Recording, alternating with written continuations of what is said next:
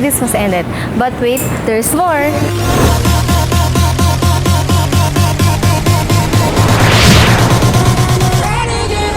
We are about to give you a pretty helpful tip, especially when traveling around Osaka, Kyoto, and Nara, Japan, specifically in transportation.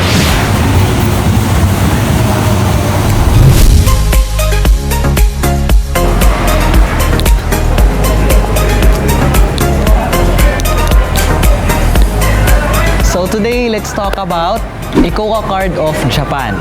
I know a lot of you are still confused about the features of the ICOCA Card. That's why you're here watching this video, right?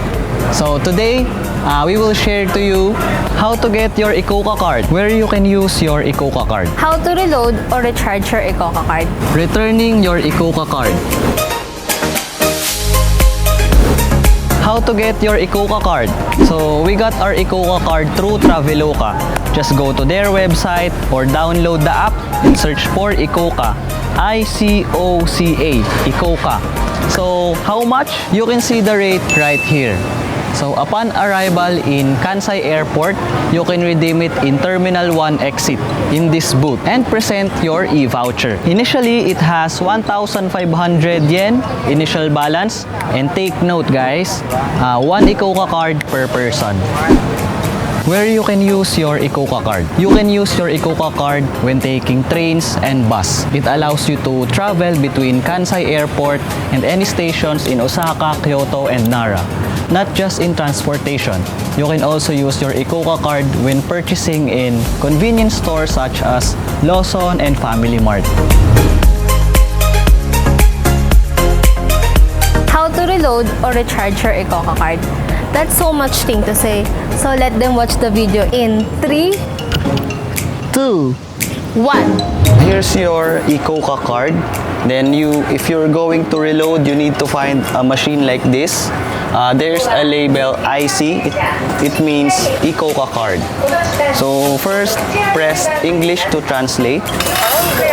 Then insert your ICOCA card right here. Then you will choose which amount you want to reload. Me, I'm going to put 1,000. Press 1,000 yen and then put your bill right here.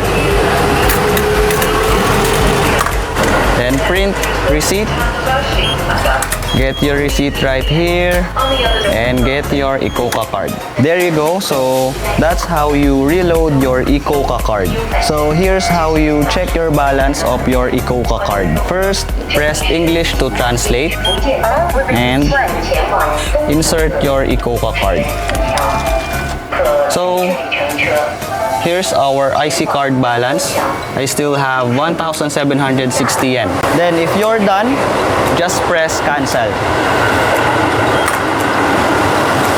Then get your ICOCA card. Easy peasy.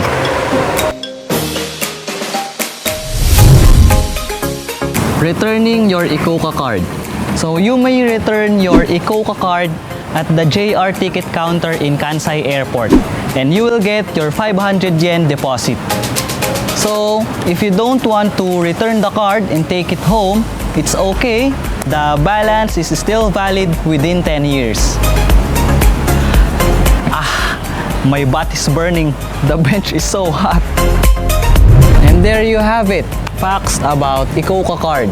If you have any questions, just comment down below. Happy traveling from DarShey Goesto. Thank you for watching guys. See you on our next video.